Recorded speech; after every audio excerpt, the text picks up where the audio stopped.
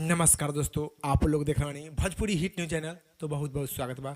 तो आप लोग के बता दें कि खेसारी लाल यादव जी के गाना अहिरान वाला के तरफ से बहुत ही खुशखबरी के बात बा। तो उससे पहले आप लोग के बता दें कि खेसारी लाल यादव जी के गाना है लहंगा लखनऊ 2, जो कि आदिशक्ति फिल्म्स के ऑडियो वर्जन में। वो गाना के जो कि वीडियो आज शूटिंग कर लिया गया है पटना में।